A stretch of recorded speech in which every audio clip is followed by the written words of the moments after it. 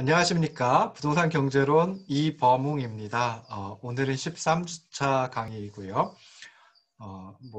똑같이 지난주차 12주차 강의 내용을 잠깐 요약 정리해서 설명드리고 그리고 이제 이번 주차 강의로 넘어가도록 하겠습니다. 지난 12주차에서는 그 임대료 자산가격 결정 모형, 우리가 이제 디파스켈리 휘트 모형에 대해서 살펴봤는데요. 1, 4분면서부터 3, 4분면까지만 살펴봤었죠.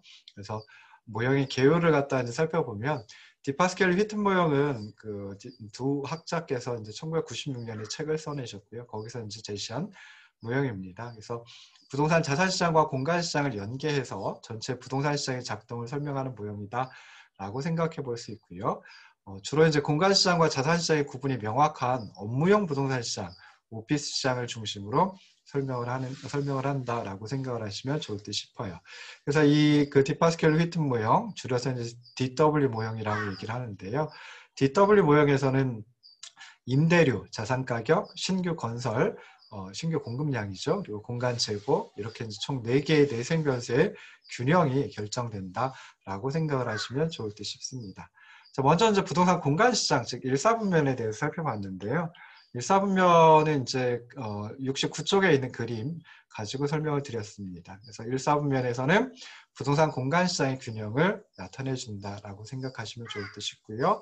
횡축에는 이제 공간 재고, S라고 표기했죠. 그리고 종축에는 임대료, R이라고 표기한 놈을 둔다라고 생각하시면 좋을 듯 싶습니다. 부동산 공간 시장이니까 부동산 공간에 대한 수요 그리고 공급 두 가지가 더 살펴봐야 되겠죠. 그래서 부동산 공간의 수요는 임대료와 지역 경제 변수의 함수이다라고 생각해 볼 수 있습니다. 그러니까 공간 수요는 엄밀하게 얘기하면 공간 수요량은 임대료의 영향을 받기도 하고 지역 경제 변수의 영향을 받기도 한다라고 생각하시면 좋을 듯 싶습니다. 이 중에 이제 그 임대료라고 하는 것이 부동산 공간의 어떤 그 가격 역할, 가격 변수이다라고 생각해 볼 수 있죠. 그래서 부동산 공간의 수요량은 가격 변수인 임대료와 부의 관계, 마이너스의 관계를 가지고 있다라고 생각을 하시면 좋을 듯 싶어요. 그래서 임대료가 높아지면 부동산 공간의 수요량이 적어지고 임대료가 낮아지면 부동산 공간의 수요량이 커진다, 많아진다 이렇게 이제 생각을 하시면 좋을 듯 싶습니다. 그래서 부동산 공간의 수요는 임차인이든지 소유자이든지 상관없이 공간을 점유하려는 개인과 기업으로부터 이제 창출이 된다라고 생각해 볼 수 있는데요. 공간을 이용하는 사람이 임대료 수준에 관계없이 거의 동일한 양의 공간을 이용하는 경우, 이럴 때 이제 수요가 비탄력적이다라고 생각해 볼 수 있죠. 그래서 그럴 때는 공간 수요 곡선 D는 DRE라고 하는 것이 좀 수직선에 가까워진다라고 생각을 하시면 좋을 듯 싶습니다. 반대로 공간 수요량이 임대료 수준에 민감한 경우도 있을 수 있습니다. 이때는 이제 수요가 탄력적이라고 생각해 볼 수 있고요. 그러면 공간 수요 곡선은 수평선에 가까워진다라고 생각을 하시면 좋을 듯 싶습니다.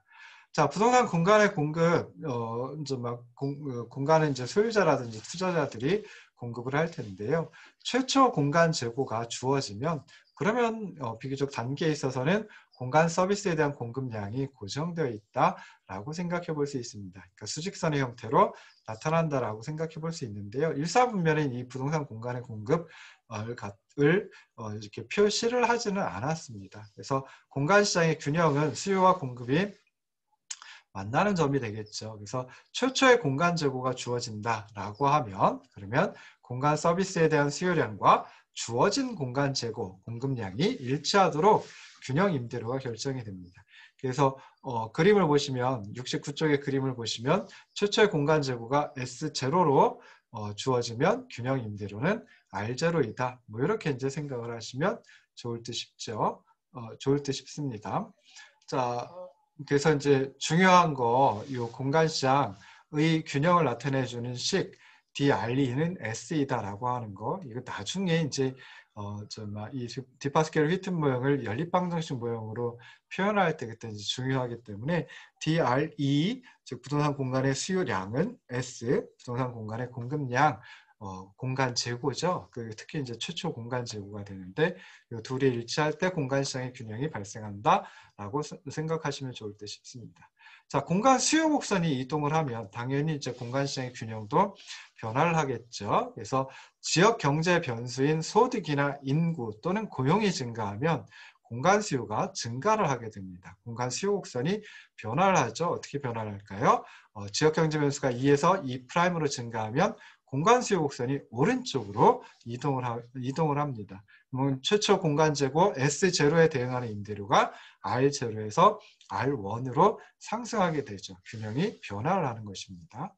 자, 두 번째 2, 4분면에선 부동산 자산 시장의 균형을 나타냈죠. 72쪽에 있는 그림 가지고 설명을 드렸습니다. 그래서 횡축에는 임대료를 두고 종축에는 자산가격 P를 뒀죠. 그래서 여기서는 2, 4분면, 즉 부동산 자산시장의 균형을 나타낼 때는 1, 4분면, 즉 부동산 공간시장에서 결정된 임대료로부터 자산가격이 결정된다라고 생각을 하시면 좋을 듯 싶습니다.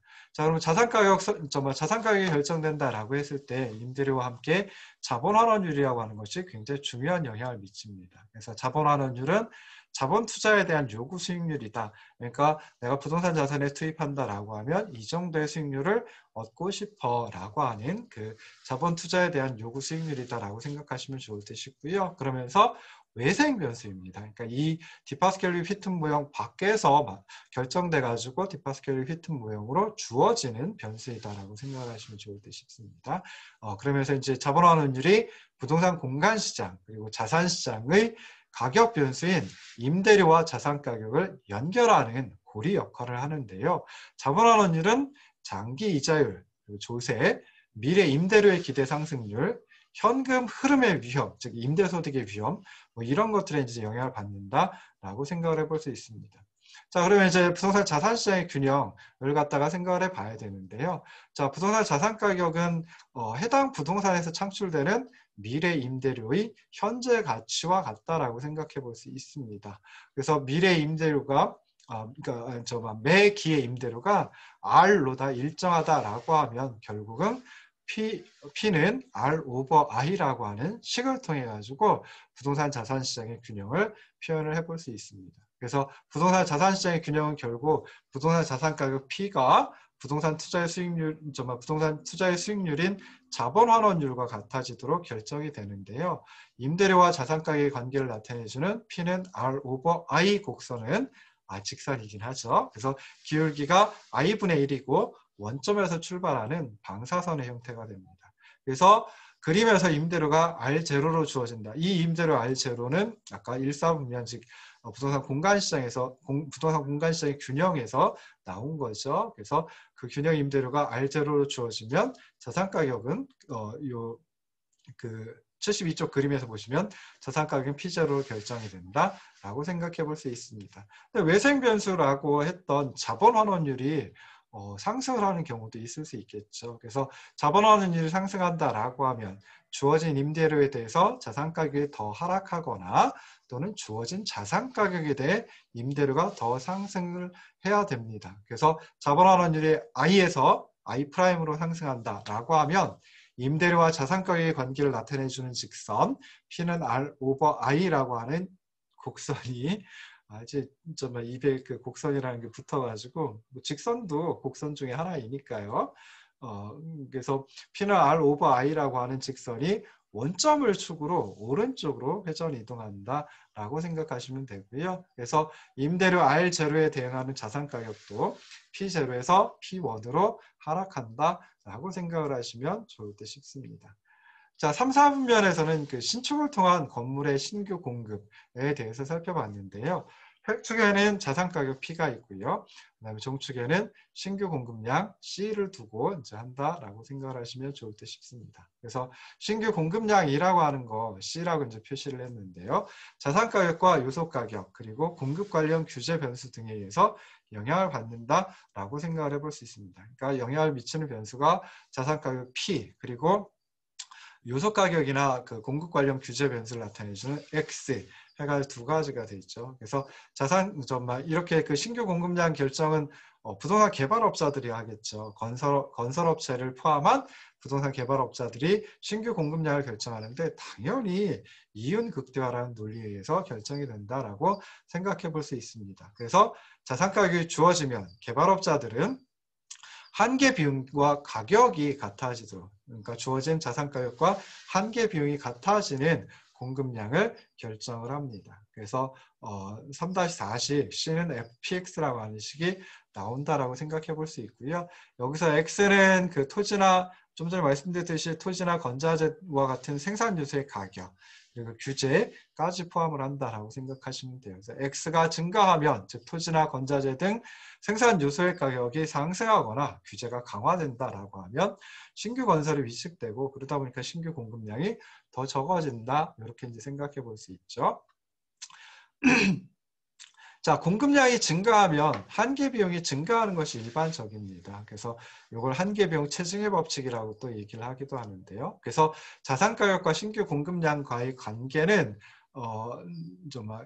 자산가격과 신규 공급량과의 관계를 나타내주는 이걸 신규 공급 곡선이라고 하면 좀 전에 이제 C는 FPX를 그래프에 평면에 옮겨놓은 게 되겠죠. 그래서 이놈은 정의 기울기를 가진다. 그러니까 우상향하는 기울기를 가진다라고 생각을 해볼 수 있고요. 그래서 자산가격이 P0로 주어지면 그러면은 이제 그 그림에서 신규 공급량은 C0로 결정이 된다라고 생각을 해볼 수 있습니다. 자, 그런데 여기서 아까 외생변수라고 했던 요소가격 또는 규제, 요건 이제 한꺼번에 X라고 이제 표현을 했죠. 그래서 요소가격이 상승하거나 규제가 강화되면, 다시 말해 X가 커진다라고 하면 그때는 이제 주어진 자산가격에서 신규 공급량이 감소를 합니다. 그러다 보니까 신규 공급 곡선 C는 FPX 곡선이 C는 FPX 프라임으로 우측 이동하게 되고요. 자산가격 P0에 대응하는 신규 공급량이 C0에서 C1으로 감소한다. 뭐 이렇게 이제 생각을 하시면 좋을 듯 싶습니다. 좀 전에 C는 FPX라고 했던 자산가격과 신규 공급량과의 관계를 조금 더 이제 명시적으로 이 그래프에 이제 표현을 하기 위해서 살펴보면, 신규 공급되는 부동산의 가격, 즉 P가 건물 신축에 소요되는 비용과 같다. 그럴 때 이제 이윤이 극대화된다라고 생각을 해볼 수 있으니까요. 그 3-5식으로 또 표현을 해볼 수가 있습니다. 그래서 P는 FC라고 하는 수식으로다가 이제 표현을 해볼 수 있는데요. 자, 부동산 개발하는 데 소요되는 비용은 건설 준비를 위해 일정한 고정 비용이 소요되고, 그다음에 신규 공급량이 증가할수록 비용이 증가한다라고 아까 말씀드렸죠. 그래서 이 P는 FC라고 했을 때 이 곡선은 C에 대해서 정의 기울기를 가진다라고 또 생각을 해볼 수 있습니다. 그래서 일정한 고정 비용이 소요되기 때문에 원점에서 출발하는 직선이 아니고요. 원점보다 더 횡축으로 오른쪽에 있는 점, 그러니까 크기가 어느 정도 일정한 고정 비용 크기가 어느 정도 되니까 횡축으로부터 출발하는 직선의 형태, 직선의 형태이다라고 생각을 하시면 좋을 듯 싶습니다. 자, 만약에 거의 동일한 건설 비용 수준에서 얼마든지 신규 공급이 가능한 그런 경우, 즉 공급이 탄력적이다라고 하면 그때는 P는 FC 곡선이 수직선에 가까워져요. 그리고 건설 공정에 장애가 있다든지 용지가 부족하다든지 또는 개발 과정의 장애 요소들이 심각한 경우, 그래서 이런 경우에 이제 공급이 비탄력적이 되겠죠. 그래서 이럴 때는 P는 FC 곡선이 수평선에 가까워진다라고 하는 것도 생각을 하시면 좋을 듯 싶습니다. 그래서 이렇게 해가지고 지난 시간에 했던 거 이제 정리를 해봤고요. 이번 시간에는 이제 4사분면서부터 출발을 합니다. 그래서 4사분면에서는 공간 제고의 조정을 표현을 해주는데요. 마찬가지로 이제 네 번째 강의를 띄워놓고 시작을 하도록 하겠습니다. 74쪽에 있습니다. 그래서 4사분면에 신규 공급, 아까 C라고 표기를 했죠. 그리고 죄송합니다. 신규 공급량을 C라고 이제 표현을 했는데, 자, 4사분면은 신규 공급 그리고 감가상각에 따른 공간 재고의 조정을 나타내 준다라고 생각을 하시면 좋을 듯 싶습니다. 그래서 신규 공급은 공간 재고의 양을 늘린다라고 생각해 볼 수 있고요. 감가상각은 공간 재고의 양을 줄인다라고 생각을 해볼 수 있어요. 둘 다 공간 제고의 양을 조정을 하는 거죠. 변화시키는 거죠. 그래서 요걸 이제 나타내 주는 게 4사분면이다 라고 생각을 해보시면 좋을 듯 싶습니다. 그래서 다시 한번 말씀드리면 부동산 공간의 재고는 공간 재고, 요거는 단기적으로는 고정이 되어 있습니다. 그렇긴 하지만 시간이 흘러가면 신규로 공급해가지고 증가될 수도 있고요. 그다음에 기존에 있던 재고가 감가상각 되다가 뭐 나중에 멸시되겠죠. 그래서 감소할 수 있다라고 생각해 볼 수 있습니다. 그래서 여기서 최초의 재고를 ST라고 하고요. 그러니까 T기 초의 재고이고 기간 말의 재고 ST 플러스 1. 요거는 T 플러스 1기의 1기 초의 재고니까 T기로 따지면 T기 말의 재고가 되겠죠. 그래서 이렇게 표현을 하면은 자 기간 말의 재고 ST 플러스 1은 ST 플러스 CT 마이너스 DST라고 생각을 해볼 수 있습니다. 여기서 CT가 T기의 신규 공급량, T기 동안의 신규 공급량. 그 다음에 이제 ST에다 D를 곱해준 거. 우변 맨 마지막 항에서 D는 건물 재고의 공간 재고의 감가상각률을 의미한다라고 생각을 하시면 좋을 듯 싶어요. 그래서 공간 재고, T기의 공간 재고 ST에다가 D를 곱해주면, 감가상각률 D를 곱해주면, 이만큼이 그 T기 한 해 동안에, 그 한 기 동안에 멸실돼서 없어지는 부분이다. 뭐 이렇게 이제 생각을 해볼 수 있다라는 거예요. 그래서 이 기간 동안의 재고의 변동, 즉 다시 말해서 T기 말의 재고, ST 플러스 1에서 T기 초의 재고 ST 요걸 빼준 게 바로 이제 요 기간 동안의 변동이 되겠죠. 공간 재고의 변동이 되겠죠. 그래서 T기 동안의 공간 재고의 변동은 결국은 그러니까 이거 ST 플러스 1에서 ST를 빼주는 거니까 우변 두 번째 항에 있는 ST를 요걸 좌변으로 돌리는 거예요. 이항시키는 거예요. 그러면은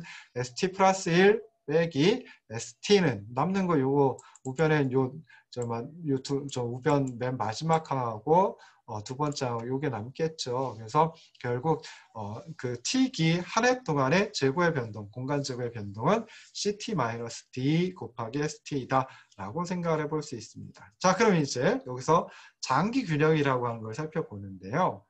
우리는 결국 균형점에서 뭔가를 찾아내는 거잖아요.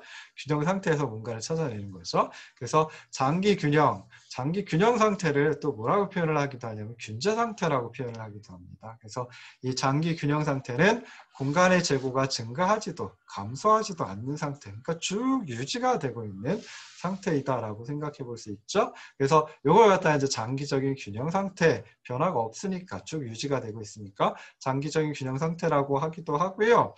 그 다음에 또 쭉 유지가 되고 있기 때문에 그러니까 그 상태 그대로 지속되는 것입니다. 스테디한 거죠. 그래서 우리가 이제 뭐 책도 가장 많이 팔리는 책을 베스트셀러라고 하고 그 다음에 지속적으로 많이 팔리는 책을 스테디셀러라고 얘기를 하듯이요. 그 스테디 스테이트라고 얘기를 합니다. 스테디한 스테이트.